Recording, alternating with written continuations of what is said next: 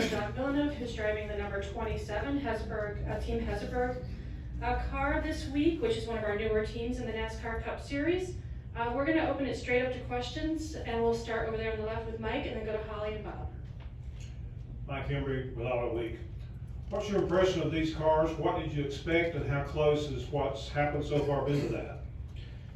Well, I wasn't sure what to expect because last time I'd been here was when the track was really bumpy. So it was over 10 years ago, so it wasn't resurfaced yet. But these cars have a lot of downforce, and they run quite stiff, more closer to like a GT car. And it turned out to be very easy to drive. Right now we're not quick on quali trim, but in the pack it's super easy to drive. There was no surprising. I remember when I tried to make the show years ago here was really tough. You were holding your breath every time you got into the corner.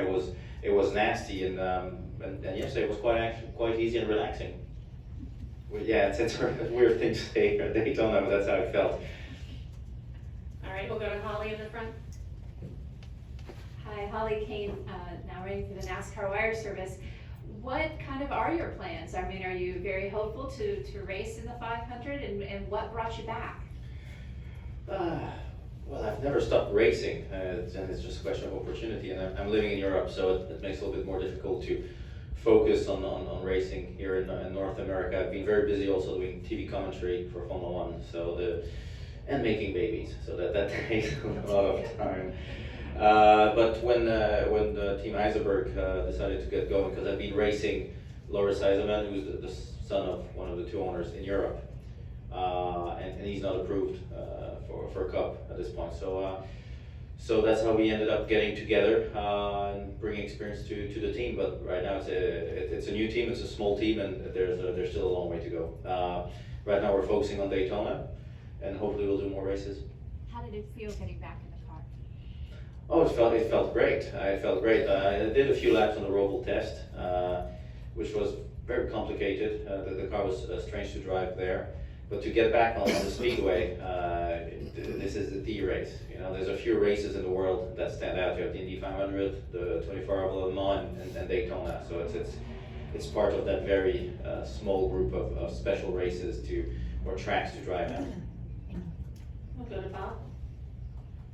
Bob Conquers, Fox Sports. Well, first, so is it 100% sure you're going to come back in February and attempt to qualify? Well, that's why we're testing, unless the team changes its mind. At this point, it's all self-financed by the owners, and I think the reason they came into the series is also because it's a new car that you buy off the shelf. Then obviously teams work on them, and they're discovering now that a lot of work has to be done. And just what would it mean to race in the Daytona 500, considering everything that you've done, and considering I don't know that many people would have expected you to be back here. Right. It would be amazing. The last time I was in the NASCAR North America was quite a few years. I think it was Sonoma the last time, so that was a lot of years ago. It would be extremely special because it is also a standout race. It is a very special race to participate in, and it's hard to get in the show when you have to qualify on time or in the duels. So it makes it a little bit more stressful, and making the show would already be something special.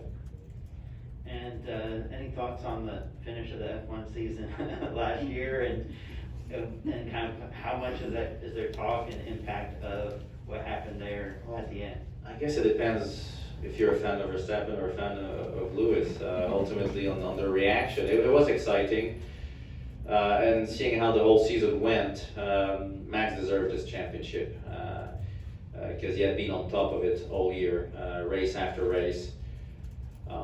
And it's good for the sport anyway, because that way Lewis has to come back to try and win his 8th championship, and to be aggressive in trying to win it. So it's good for the sport, but ultimately it got a lot of ink in the papers.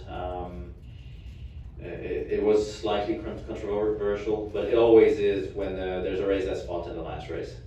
So you think he's coming back, Lewis? Who knows? Nobody expected Rosberg to not come back, and suddenly he just woke up one morning and told everyone he wasn't actually passionate about racing in a way. That doesn't seem to be the case with Lewis, but who knows? It's really difficult to know what's going in the head of people, mostly when a season is very long and you believe that you know where you're going to end up and it doesn't turn out like you expect and you feel it's being taken away from you. I guess the reaction can be quite negative, but then you just have to get going again. Any additional questions? Go back to Bob. You had the experience, I want to say it was with Bill Davis racing, right, back a long time ago. What about that, is there anything about that experience that you feel is either helping you or made you want to come back and do this again? Well, I've always wanted to race in NASCAR. It's not something I've put beyond it. Then it's a matter of opportunities as well. And it became more and more difficult to get racing. So then I focused a little bit in Europe for other reasons, not because of the racing in itself. The experience with Bill Davis, it was very useful because we're trying to qualify on time, and we had set the car up to be really slick, and then in the duels it made it almost undrivable. So that was a lesson hard learned, because I think I got sideways 3 times in 20 laps until I ended up putting it in the wall, which is not normally something you do here. So that's not the direction we will take this time. Anything else? All right, well, thanks for joining us.